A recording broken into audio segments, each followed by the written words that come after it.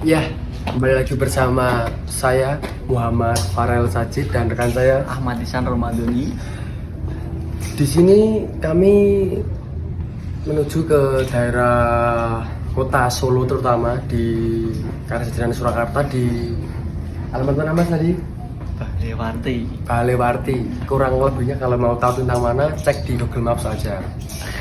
Di sini saya dan rekan saya akan membahas tentang apa Mas? Makam Ki Gede Sala.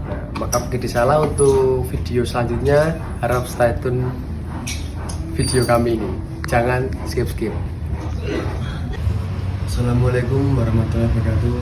Sebelum pertama-tama di sini saya akan memperkenalkan terlebih dahulu, yaitu saya sendiri Muhammad Farel Sajid dengan NIM 216131054 dan ada rekan saya Ahmad Ihsan Romadhoni 51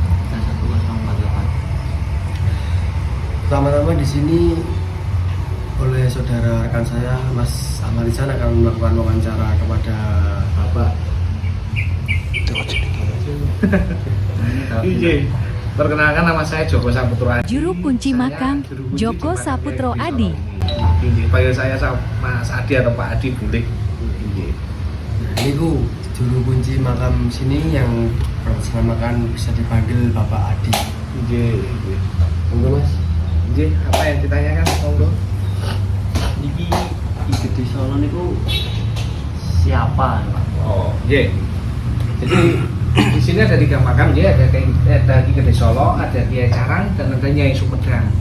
Jadi beliau bertiga ini yang pertama kali ada di kota Solo sebelum ada Keraton Surakarta. Nah, jadi kesimpulannya beliau bertiga ini yang mempunyai desa Solo pada waktu itu sebelum ada keraton loh, jadi sejarahnya begitu. Apalagi yang ditanyakan, monggo. Iki bangunnya makam ini tahun berapa? Oh, begini. Makam ini kan pada awalnya eranya Ki Gede Solo itu hidup di era tahun 1700-an. Nah, keraton sendiri itu pindah di tahun 1745. Nah, kalau dibalik ke sejarah lagi, ini aslinya Ki Gede Solo itu dari mana, Kiai Carang dan Nyai Sumedang ini dari mana, tidak ada yang tahu. Masalahnya sejarah dimulai dari 1745 ke sini, gitu.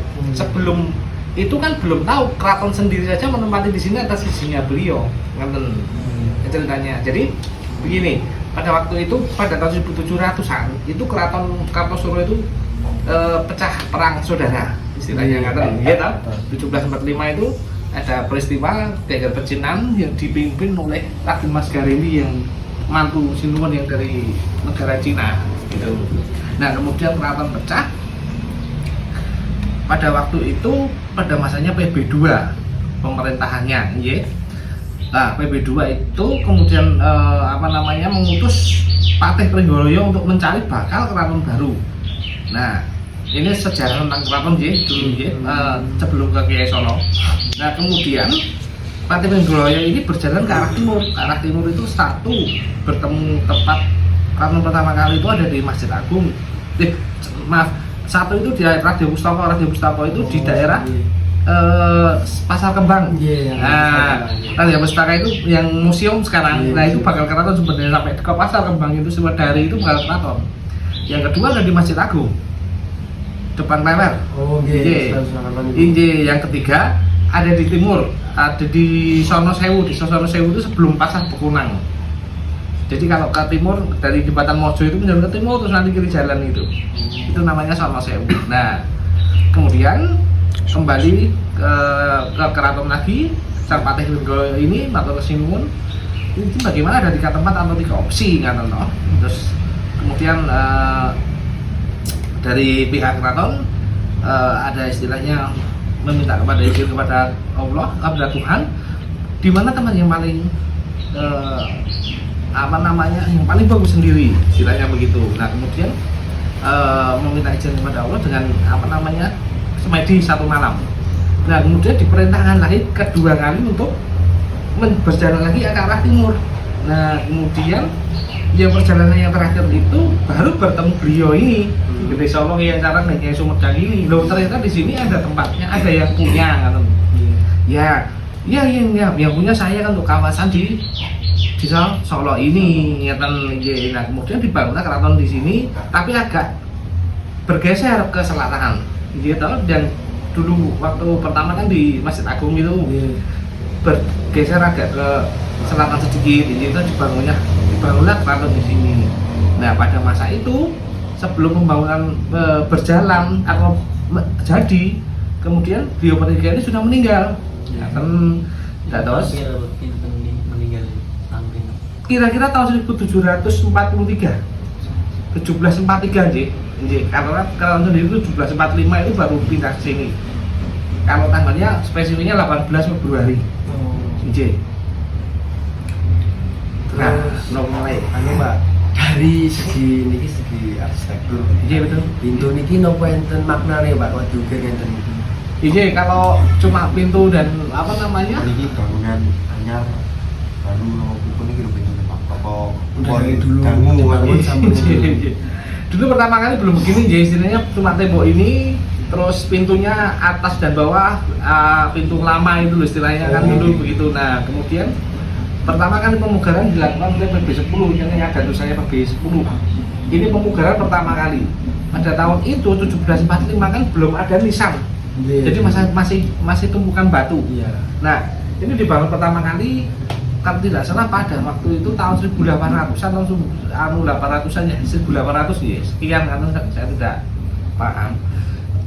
Terus pembangunan kedua diberi ini apa yop ini payon ini sama pintu ukir ini. Tidak ada filosofi apa-apa di sini untuk ukir ini, cuma untuk apa namanya mempercantik saja dan memperindah saja. Nah, kemudian pembangunan yang kedua di tahun 1984 oleh Cucu Sinungun PB10. Begitu. Jadi kalau di sini tidak boleh merubah bentuk dari bangunan karena di sini sudah terdaftar di bangunan cagar budaya Kota Surakarta. Ngaten. Nggih. Nah, bedanya lagi saya tambahin sedikit. Dulu di sini desanya Desa Solo karena dipunyai oleh Gede Solo. Kemudian ada keraton di sini menjadi kota kan, menjadi kota Surakarta. Itulah bedanya Solo dan Surakarta. Ngaten, itu pemahaman bagi adik-adik kadang-kadang yang belum paham. Ini di Solo karena di sini pertama kali desanya Desa Solo menjadi kota Surakarta itu. Apalagi Terus niki apa? Jadi apa didamel apa nggih Pak? Apa? Sajen-sajen itu. Oh iya. Guna apa? Iya. Kalau di sini banyak peziarah yang bawa bunga nggih. Nomor satu kan bukan tentang nomor satu di sini meminta tidak kepada beliau, meminta tetap kepada Tuhan. Setidaknya begitu. Kita ke sini cuma minta satu karomah atau berkahnya saja, begitu. Dan bunga, dupa dan pemenyam ini sebenarnya bukan untuk persembahan kepada setan kalau bagi saya, tapi ini sedikit sebagai sedekah bumi. Iya kan? Seperti orang selamatan saja. Selamatan itu kalau itu diujupi di Gosoko ya gak ada sebenarnya, itu sedekah bumi kalau bagi masyarakat pedesaan kan begitu. Nah, seperti halnya ini kita mengirim siji ngirim donga, si loro ngirim bunga itu sebagai wujud wewangian saja untuk apa yang kita berikan kepada leluhur begitu. Gitu.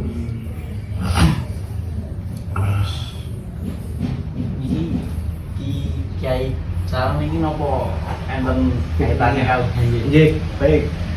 Ki Gede Solo ini Kiai Carang dan Nyai Sumedang ini adalah 3 saudara seperguruan. Jadi tidak ada hubungan saudara tapi cuma saudara seperguruan. Dulu ada semacam kayak padepokan. Nah, gurunya beliau bertiga ini ngaten.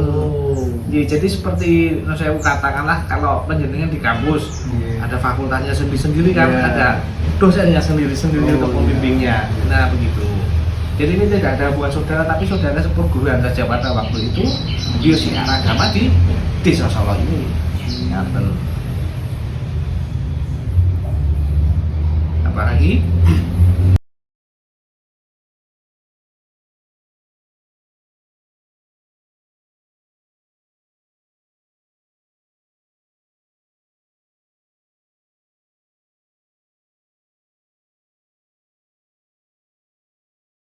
Thank you.